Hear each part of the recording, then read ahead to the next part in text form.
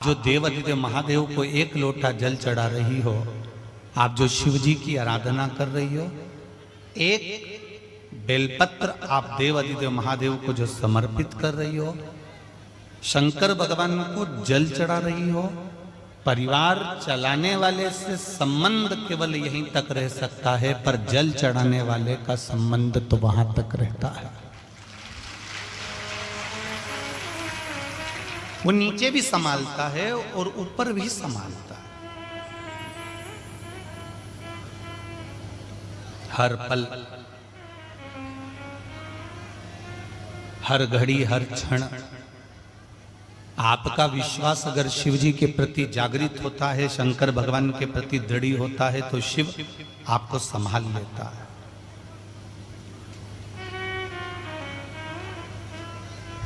Road पर, राह पर चलते फिरते मिलने वाला ज्ञान आपको परमात्मा से नहीं मिला सकता।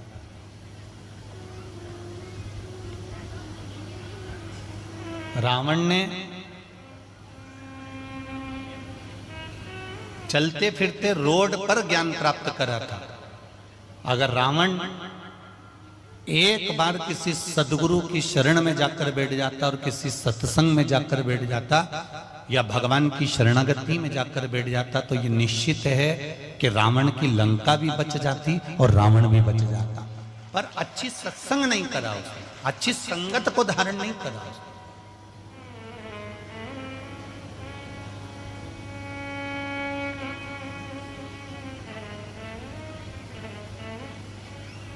दिल्ली में मकान बनाना सरल है, दिल्ली में ऑफिस बनाना सरल है, दिल्ली में घर बनाना सरल है, पर किसी के दिल में बैठना सबसे कठिन है।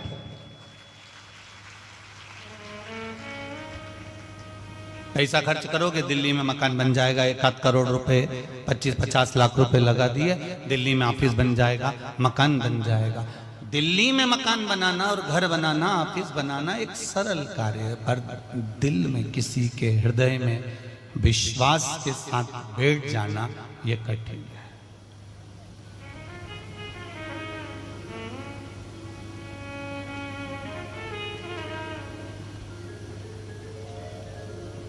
आपकी दृढ़ता, आपका भरोसा, आपका विश्वास।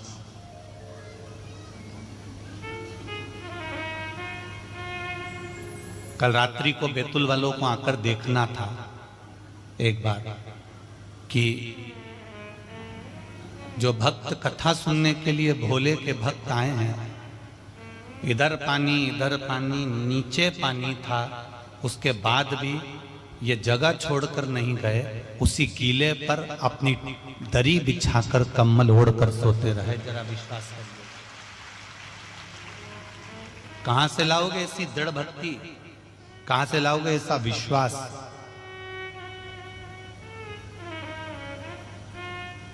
ये उसके भरोसे पर आते हैं। हम लोग कई बार भजन में गाते हैं, न घर के भरोसे हूं, ना परिवार के भरोसे हूं, भोलेनाथ दया करना।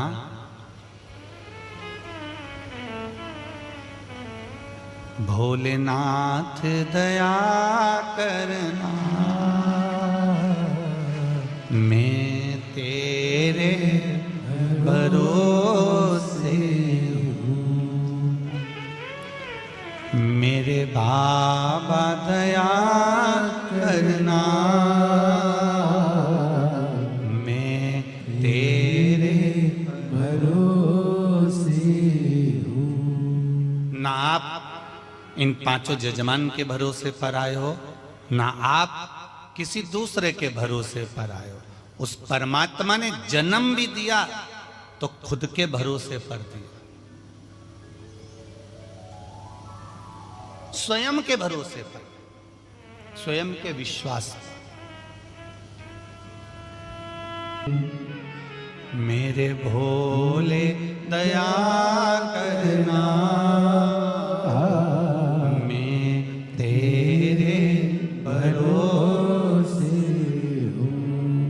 हम उसके सहारे जब हो जाएंगे, उसके भरोसे जब हो जाएंगे, तब वो खुद संभाल लेगा। एक बच्चा छोटा सा ऊपर फेंको, हंसता है।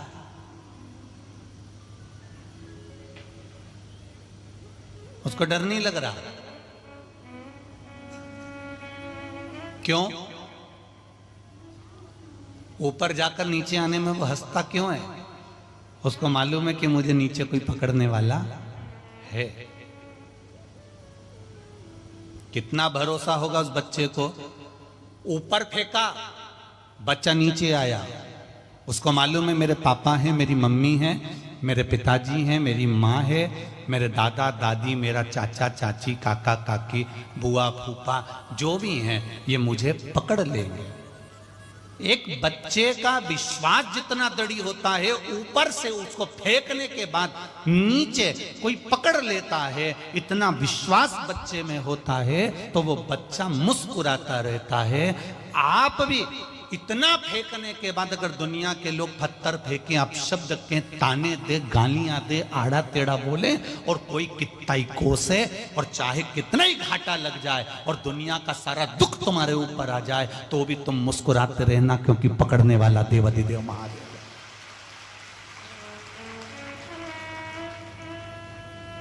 मैं तेरे भरोसे तुम्हें इतना विश्वास होना चाहिए कि बच्चे को ऊपर फेंका, उसको मां नीचे लेने वाली बैठी है, बच्चे को ऊपर फेंका, उसका पिता उसको लेने वाला बैठा है। उसी तरह से हमको संभालने वाला हमारा महादेव बैठा है, वो संभालेगा जरूर।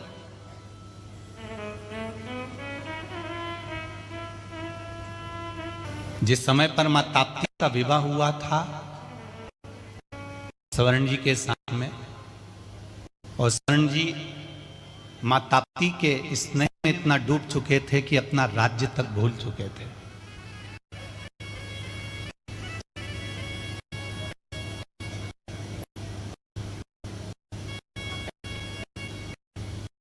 इतना डूब गए थे स्वर्ण जी मां के स्नेह में, मां ताप्ती के प्रेम में, अपनी धर्म पत्नी के स्नेह में। पूरे नगर में हाहाकार मच गया था, कहीं भोजन के लिए बचा नहीं था।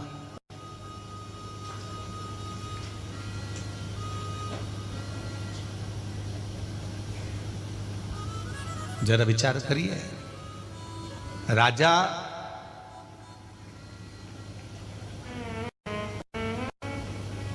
ये विचार कर गए थे कि मेरे को मृगा के लिए जाना है, और मृगा करते करते उनका स्नेह ताप्ती मां पर आ गया, और उनकी भक्ति को देखकर उन्होंने विवाह कर लिया। पर राजा स्नेह में इतने डूब गए थे कि मां ताप्ती के, कि उन्होंने प्रजा को भी छोड़ दिया और घर ही नहीं गए। एक वन में जाकर, एक पहाड़ पर, एक पर्वत पर जाकर रहने लगे। अब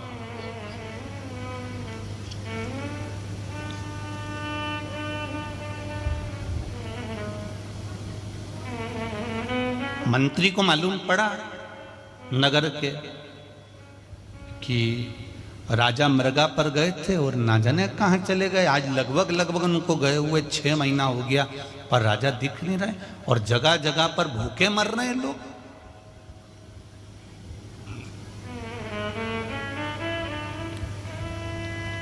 नगर का राजा ही अगर गायब हो जाए, नगर का राजा ही कहीं चले जाए,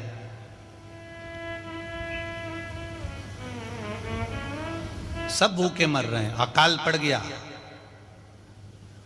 राजा सवर्ण की नगरी में, अकाल। मंत्री ढूंढते ढूंढते राजा सवर्ण को पहुंच गए जंगल में।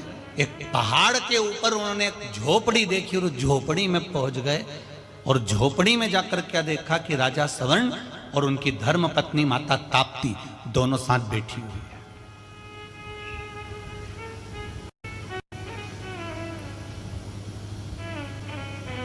राजा सवर्ण मां ताप्ती से बातें करने में लगे थे, पर माता ताप्ती ने मंत्री को देख लिया था कि कोई मंत्री, कोई व्यक्ति आया है और दूर खड़ा है और वो हमको देख रहा है।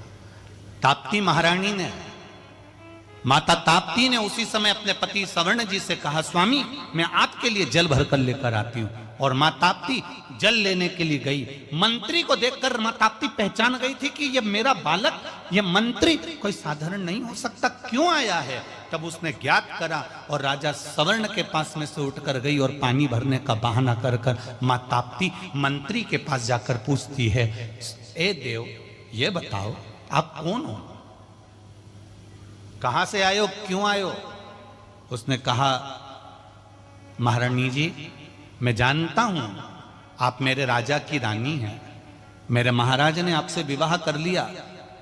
आप ताप्ती महारानी, मेरे स्वामी ने आपसे विवाह कर लिया, आप मेरी महारानी हो। पर बस मां रानी जी एक मन में उलझन है।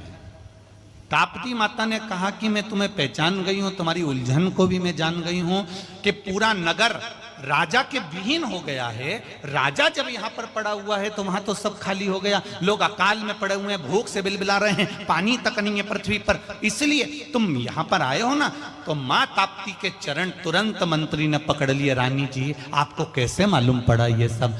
रानी जी ने कहा, ये तो मैं नहीं जानती, पर इतना जरूर जानती हूं कि तुम बताओ मैं तुम्हारी क्या हेल्प कर सकती हूं, क्या सहायता कर सकती हूं। बस मेरे महाराज राजा सवर्ण एक बार अपने नगर में आ जाए, बस इतना सा निवेदन है। अब पत्नी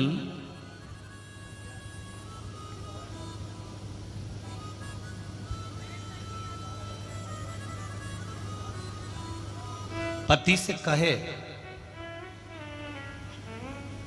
अपनी शादी को 6 महीने हो गए और तुम दुकान पे नहीं जा रहे हो, यहीं घर पे पड़े रहते हो। अगर एक बार अकड़ कर अगर पत्नी ने उससे कह दिया कि तुम दुकान पर नहीं जाते, तुम काम पर नहीं जाते, तुम नौकरी पर नहीं जाते, तुम सर्विस पर नहीं जाते, 6 महीने शादी को हो गए और तुम यहीं पड़े रहते हो, तो पति को बुरा लगेगा कि नहीं लगेगा। बताओ, ये मुझे ज्ञान दे रही है, कल की आई और मुझे समझा रही है। अगर डायरेक्ट माता ताप्ती अगर अपने पति सवर्ण जी से कह देती कि तुम जाओ अपने नगर चलें, अपन नगर में जाकर निवास करेंगे, तो राजा को बुरा लग जाता, क्योंकि राजा तो रानी के स्नेह में डूबा हुआ था। तब माता ताप्ती ने मंत्री से कहा, एक काम करो, तुम्हारे नगर में भूखे मरने की जो दशा है उसको चित्र बनाओ भोजपत्र पर, और भोजपत्र पर चित्र बनाकर आप राजा को भेंट करो गिफ्ट में। मंत्री ने चित्र बनाया तो रानी जी से पूछा, ताप्ती महारानी जी से, मां मेरे को तो चित्र बनाना नहीं आता। ताप्ती जी ने कहा, तो चिंता मत कर, तो बिल्कुल चिंता मत कर। माता ताप्ती ने अपने केश को हिलाया, हिलाते से केश में जो पानी लगा हुआ था, मां ताप्ती का वो जल उस मंत्री के मस्तिष्क पर पड़ जाता है, और मंत्री ने मात्र कागज को हाथ लगाया भोजपत्र को, और उस पर पूरा की पूरा उसके राजमहल में, जैसा उसके राज्य में लोग भूखे मर रहे थे, वैसा की वैसा ही चित्र उस भोजपत्र पर बन जाता है। जरा विचार करना, माता ताप्ती का मात्र केश का एक बिंदु सिर पर पड़ा था, तो राजा के राजमहल में, राजघराने में जो हो रहा था वो मंत्री ने भोजपत्र पर लिख दिया था। आज भी नियम है, पढ़ने वाला बच्चा, विद्या अध्ययन करने वाला बच्चा अगर मां ताप्ती का सुबह समय केवल जल का छींटा ही ले लेता है तो उसकी बुद्धि प्रबल हो जाती है, उसकी बुद्धि की प्रबलता आ जाती है। आज भी माता ताप्ती के जल में वो प्रबलता है जो माता ताप्ती ने केवल केश हिलाया था, माता ताप्ती ने केवल अपने बालों को हिलाया, उसका एक बिंदु मंत्री और पूरा की पूरा चित्र अंकित हो गया स्पर्श मात्र से, मात्र स्पर्श।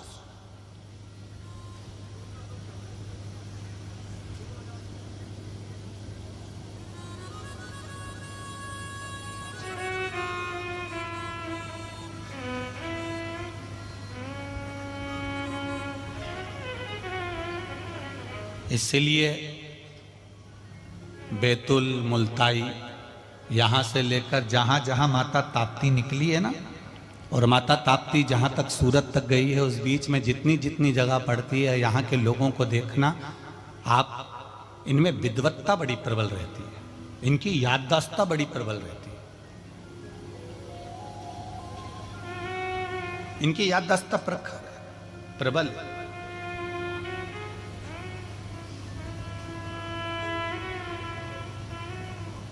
भोजपत्र पर चित्र अंकित हो गया, वो चित्र मंत्री गए, ताप्ती मैया वापिस जाकर बैठ गई अपने स्वामी के पास में, अपने पति के पास में वापिस। और मंत्री ने जाकर राजा सवर्ण को आवाज लगाई, महाराज जय जयकार हो आपकी, महाराज जय जयकार हो आपकी। सवर्ण ने पूछा, मंत्री जी तो मुझे ढूंढते हुए यहां गए, क्या बात है, कैसे आना हुआ, कारण क्या है यहां आने का तुम्हारा?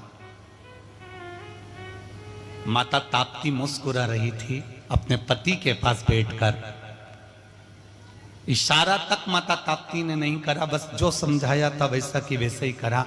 महाराज जी मैं गिफ्ट लेकर आया, एक पुरस्कार लेकर आया।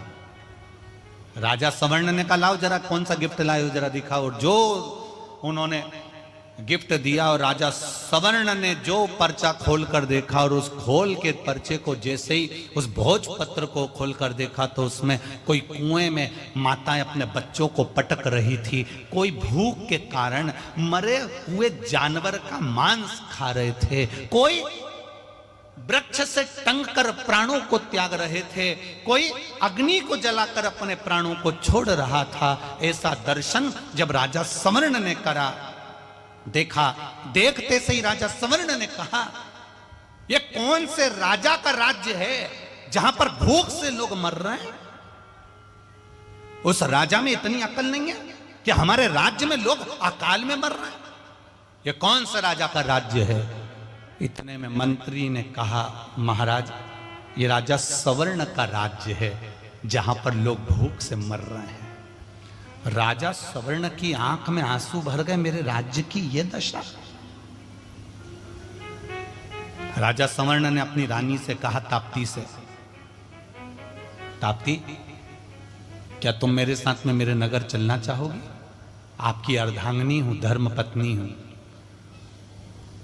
धर्म पत्नी का सबसे प्रबल कर्म होता है, पति अगर किराए के मकान में है तो मैं किराए के मकान में हूं, खुद के मकान में है तो खुद के मकान में हूं। धर्म पत्नी पति जहां रखे वहां रहने को तैयार होना चाहिए। ये नहीं कि तुम्हारे ऊपर दुख आया तो मैं अपने पिता के घर में हूं, ऐसा नहीं होना चाहिए कि तुम्हें दुख आया तो मैं अपने पिताजी के घर में हूं, जब अच्छा समय आ जाए तब मुझे लेने आ जाना। ये धर्म पत्नी का लक्षण नहीं है। सुन लेना रही मेरी बैतुल वाली जी जी, ये धर्म पत्नी का लक्षण नहीं है कि अगर पति पर दुख आया तो छोड़कर तुम मायके चली जाओ। नहीं नहीं, सामना करने के लिए धर्म पत्नी को सम्मुख होना चाहिए। तो तुरंत माता ताप्ती से सवर्ण जी ने कहा, राजकुमार ने, राजा ने कहा, क्या तुम मेरे साथ में मेरे नगर चलोगे? रानी ने कहा, चलो तैयारी। वो तो तैयारी में बैठी थी, बस रानी ने तैयारी कर सीधे। अब जरा विचार करिएगा कि माता ताप्ती अपने नगर को बचाने के लिए, अपने क्षेत्र को बचाने के लिए कितना कृपा कर सकती है कि मंत्री की बुद्धि बदलकर और राजा की बुद्धि को भी बदल सकती है। केवल एक जल का छींटा पड़ा और विवेक बदल दिया। तो मुझे ये लगता है कि कल पानी गिरा तो आज मेरी माता ताप्ती ने कहा कम से कम 2-3 घंटा कथा के लिए तो शांति रख। ये उसकी कृपा, ये उसकी दया।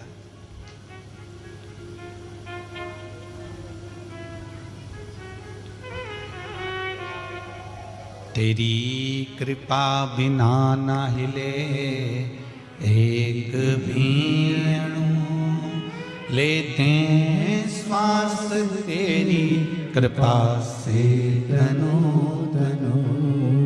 बखान क्या करूं मैं राखों के ढेर का, चपटी भभूत में है खजाना कुबेर का। शिव महापुराण की कथा करे, रास्ते में मिलने वाला ज्ञान प्रबल नहीं हो सकता, चलते चलते मिलने वाला ज्ञान प्रखर नहीं हो सकता। रास्ते में रोक कर अगर तुम्हें कोई ज्ञान दे तो वो ज्ञान प्रबल नहीं हो सकता। एक सतगुरु के पास में बैठकर, एक गुरुजन के पास में बैठकर जो लिया जाता है वो जिंदगी में कभी अटकने नहीं देता है, वो ज्ञान प्रबल ज्ञान होता है, वो प्रबल ज्ञान। गुरु में और भगवान में एक अंतर है।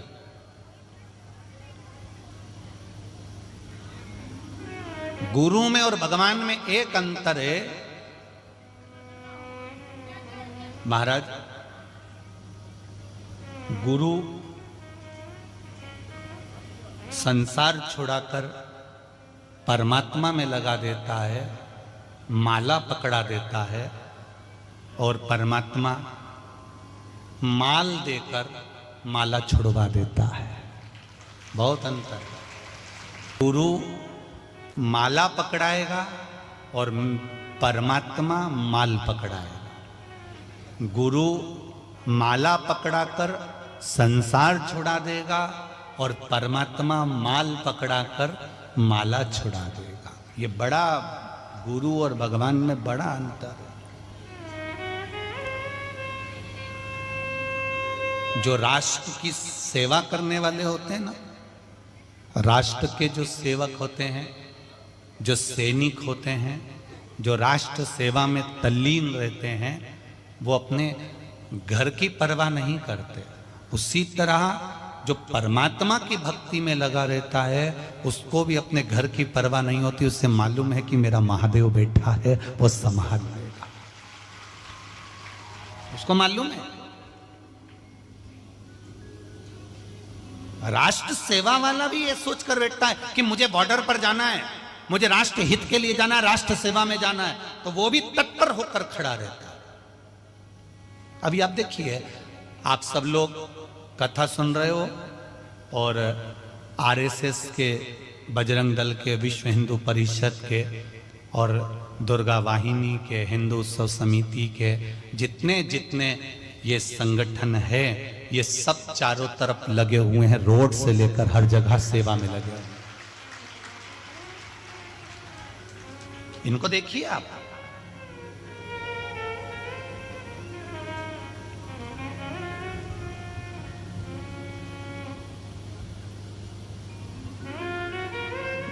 जहां राष्ट्र सेवा की बारी आती है, वह राष्ट्र सेवा के हित में अपने जीवन का आनंद पाता है।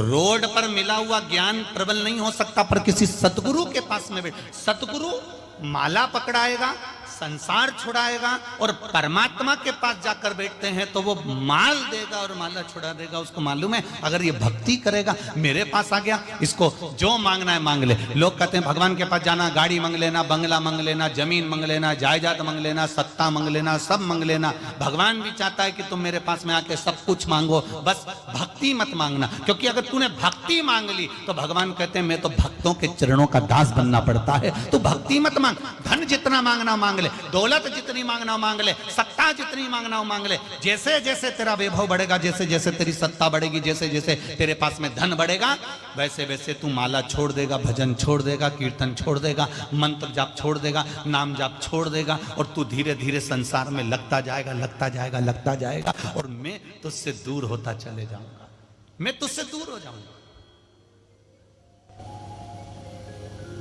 पर जब भजन का बल बढ़ता है, भजन का जब रसतत्व बढ़ता है, तो उसका एक सुख, एक आनंद ही दूसरा होता है। भजन का बल भगवान शंकर पर चढ़ाया गया एक लोटा जल, एक बेलपत्र, एक चावल का दाना, एक पुष्प की पंखड़ी, और ये भी नहीं चढ़ा सकते तो मात्र शिखर का दर्शन भी नहीं कर सकते, तो शंकर के मंदिर के सामने से केवल मुस्कुरा कर भी निकल गए तो ही वो कल्याण कर देता। इतनी कृपालु है मेरा शिव, इतना दयालु। एक पत्र आया, ज्यादा पत्र तो अभी हमने पढ़े नहीं, पर एक पत्र देखिए।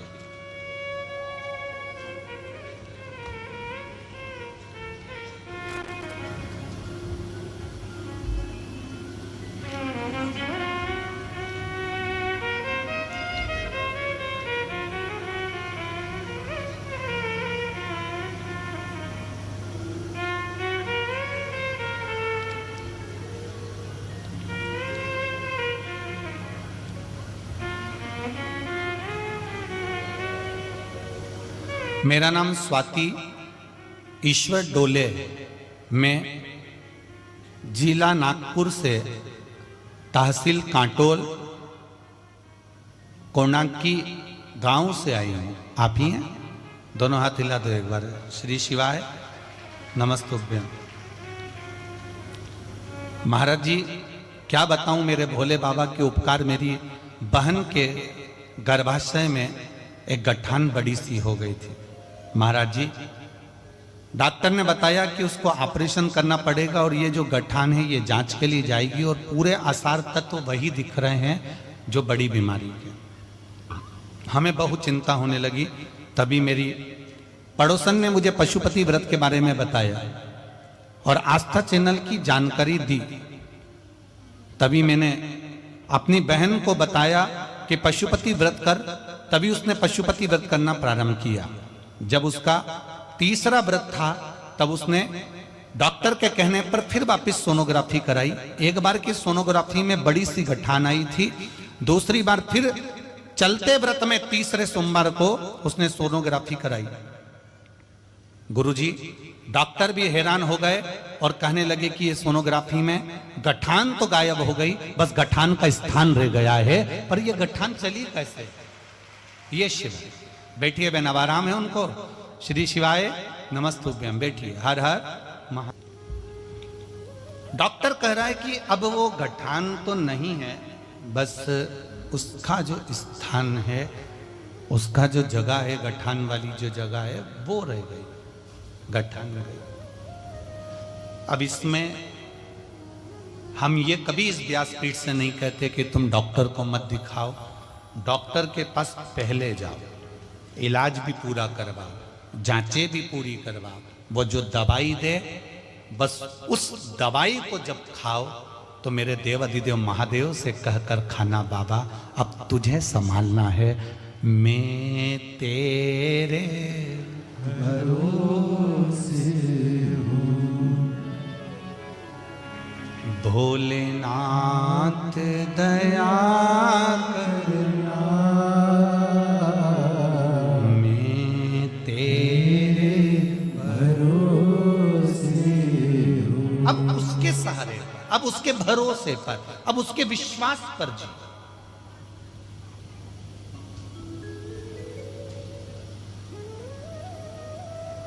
क्या देगा वो ये हमको भी नहीं मालूम, पर इतना जरूर जानते हैं मेरे भोलेनाथ की जो कृपा है वो कभी खाली नहीं हो सकती।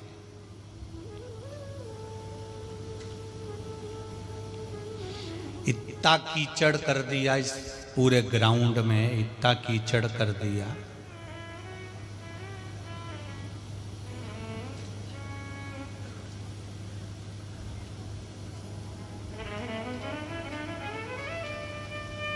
पांव रखो यहां, पहुंच जाओ वहां। तब भी उसके बाद भी आज एसएसपी मैडम बता रही थी कि रात्रि को एक महिला जिसको 9 महीने का गर्भ,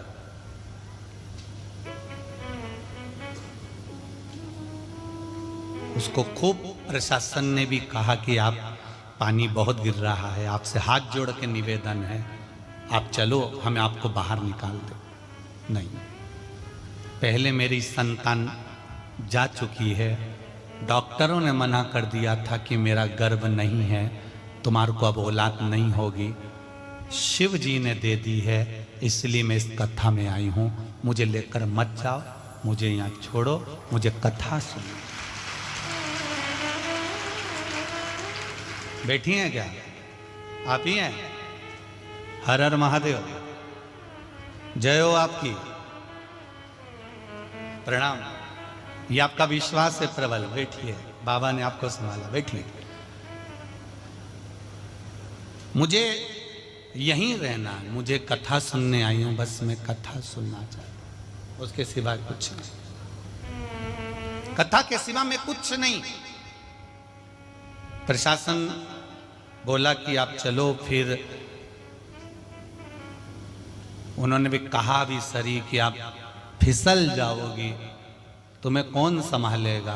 तो उन्होंने कह दिया, मैं तेरे भरोसे हूं। बच्चा उछला भी वहीं और गिरने। कभी कभी छोटे छोटे बच्चों को देखना, कुर्सी पे वहीं चढ़ते हैं जब मम्मी बैठी होती है। उनको मालूम है कि मैं कुर्सी से गिरूंगा ना, कूदूंगा ना तो मेरी माँ संभाल लेगी, अगर मैं सोफे पे से कूदा ना मेरे पापा संभाल लेंगे। उसी तरह शिव महापुराण में जितने आते हैं ये किसी के भरोसे पर नहीं आते, इनको मालूम है वो है ना, संभाल लेगा, वो संभाल। फिर पुलिस प्रशासन ने उनके हाथ जोड़े, तब उनको एम्बुलेंस बुलवाकर फिर उनको दूसरी जगह पर लेकर गए, आराम करवाया। ये सब चीजें बाबा के भरोसे पर है। पर एक निवेदन आपसे करना चाहूंगा, जब प्राकृतिक कोई आपदा पड़ती है, जब प्रकृति का, यहाँ तो समिति तो बहुत अच्छा काम करती है, समिति ने तो सारी व्यवस्था एक नंबर करी, इतने जोरदार जोरदार उन्होंने पूरे पार्किंग बनाए, लगभग बता रहे थे 100 एकड़ में पार्किंग बना हुआ है। अब 100 एकड़ में पार्किंग बना है, जरा विचार करिए। और कथा पंडाल भी उन्होंने आलीशान बनाया, भोजन व्यवस्था भी उनने जोरदार करी, सब कुछ उनने अच्छा करा। पर प्रकृति के आगे कौन क्या कर सकता है? और जब प्रकृति कोई आपदा रहे तो आप सभी श्रोता भाई बहनों से निवेदन है, उस समय पर जब प्रशासन आपसे कुछ कहे कि साहब चलो यहाँ से हम तुम्हें वेयर हाउस तक ले चलते हैं, वहाँ छोड़ देते हैं, और वहाँ ले चलते, वहाँ छोड़ देते हैं। बहुत बहुत साधुवाद में बैतूल के निवासियों को, किलेदार परिवार को भी दूंगा, इन्होंने वेयर हाउस खुलवा दिए, सारा जगह जगह खुलवा दिया कि रुको सबके लिए। और पूरी बैतूल की जो धर्मशालाएं हैं उनको भी नमन करता हूं, उन्होंने भी कह दिया हमारी धर्मशाला में आकर रही है। और मैं धन्यवाद दूंगा बैतूल के रहने वाले एक एक भाई बहन को, जो आसपास में जिनके घर थे उन्होंने घर खोल दिया कि हमारे घरों में आकर रही है। ये प्रेम मां ताप्ती की कृपा से आपको मिला, ये वात्सल्यता दुनिया में कहीं नहीं मिल सकती। कौन किसको रहे?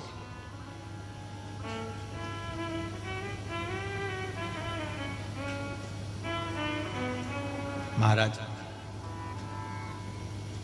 आपका विश्वास जागृत होना चाहिए। भगवान देगा, रोड पर ज्ञान नहीं मिल सकता। देवाधिदेव महादेव के चरणों में जाकर बैठोगे, किसी सदगुरु के पास बैठोगे, किसी गुरुजन के पास जाकर बैठोगे, तो कुछ जो मिलेगा वो आपकी जिंदगी को संवार सकता है, वो आपकी जिंदगी को अच्छा कर सकता है।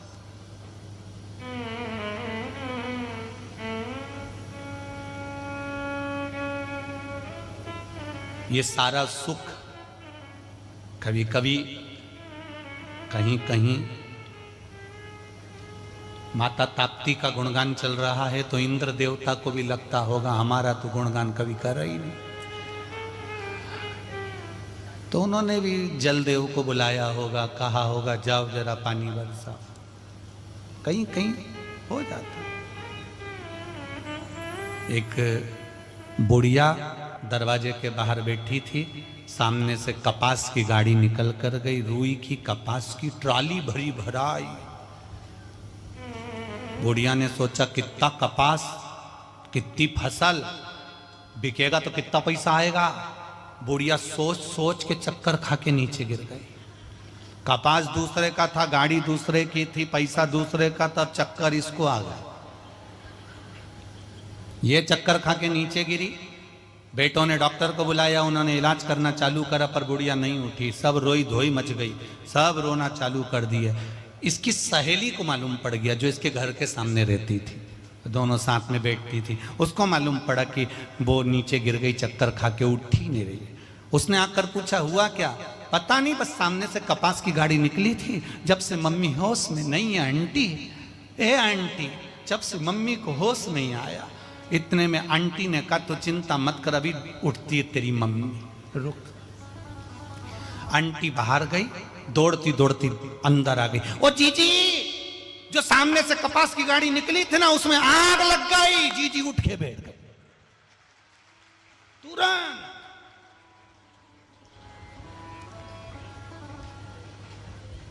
तुरंत उठ के बैठ गए। उठते सी बोली, सही में तेरी सौगंध, तेरी सौगंध। पता होता है कभी कभी इंद्र को भी थोड़ा लगने लगता है कि भाई अच्छा कैसे हो रहा है, तो थोड़ा ना थोड़ा कहीं ना कहीं। पर वो बैठा है तो यदि अच्छे होंगे तो आपकी जिंदगी भी अच्छी ही बनेगी। कोई कोई आपको ऐसी सलाह दे देता है कि आप गलत मार्ग पर चले जाते हो और जिंदगी बर्बाद हो जाती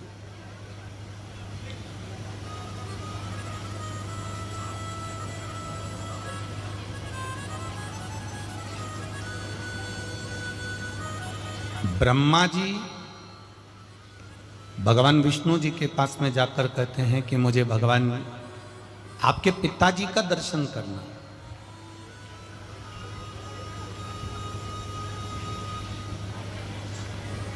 और भगवान विष्णु के पिताजी को जानने के लिए उन्होंने एक पर्वत को घुमाया, जिससे अग्नि का एक खंभ प्रकट हो गया। उस अग्नि के खंभ का जो स्वरूप है वो भगवान शंकर के लिंगायत स्वरूप शिवलिंग जैसी आकृति प्रकट हो गई। जब शिवलिंग की आकृति प्रकट हो गई तो देवाधिदेव महादेव ने कह दिया कि यही मेरे पिता हैं। भगवान विष्णु कह रहे हैं कि ये महादेव मेरे पिता हैं, अब मुझे किसी और नहीं जाना। पर ब्रह्मा जी के हृदय में विश्वास जागृत नहीं हुआ। ब्रह्मा जी उसको मानने को ही तैयार नहीं। संसार में ऐसे कई लोग मिलेंगे आपको जो महादेव को महादेव नहीं मानेंगे, ब्रह्मा को ब्रह्मा नहीं मानेंगे, विष्णु को विष्णु नहीं मानेंगे। और आपको सीख देने वाले भी बहुत मिलेंगे कि जो कहेंगे कि आप इनके चक्कर में क्यों पड़े हो, आप ब्रह्मा जी को छोड़ दो, गणेश जी को छोड़ दो, देवी जी को छोड़ दो, देवता जी को छोड़ दो।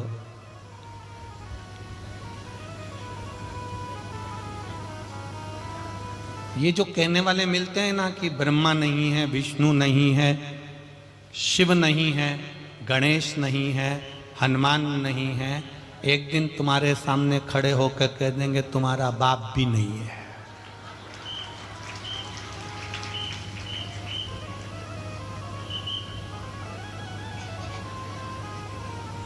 ये बहुत सीख देते हैं। तुम्हारा जो एरिया है ना, ये बैतूल क्षेत्र से इधर आसपास का जो क्षेत्र है, यहाँ लोगों को बहुत भटकाया जाता है, बहुत। और अभी आ रहा दिन बाकी है, दिसंबर का ही महीना चल रहा है।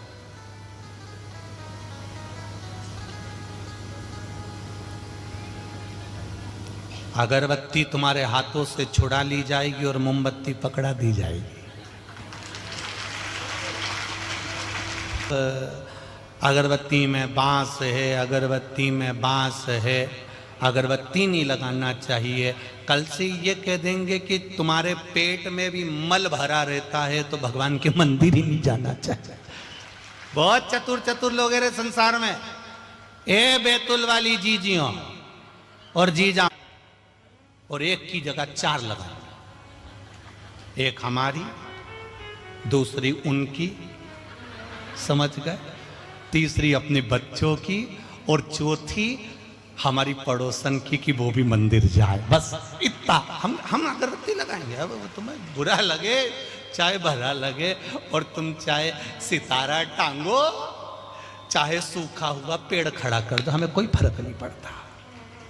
भजन में चित्त लगाइए। राम हमारा है, कृष्ण हमारा है, शिव हमारा है, और मां ताप्ती भी हमारी जान है, हम छोड़ नहीं सकते। ये मां ताप्ती भी हमारी जान है, हम इसको कैसे छोड़ दें?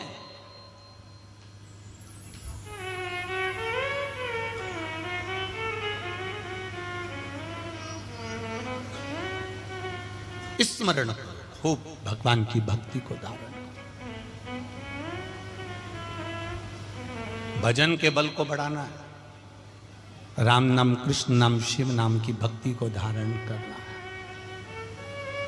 करो भजन। दिखावे से दूर रहना, मन को परमात्मा तक लेकर जाना।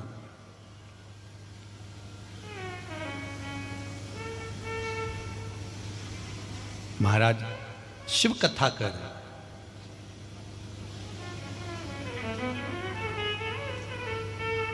भगवान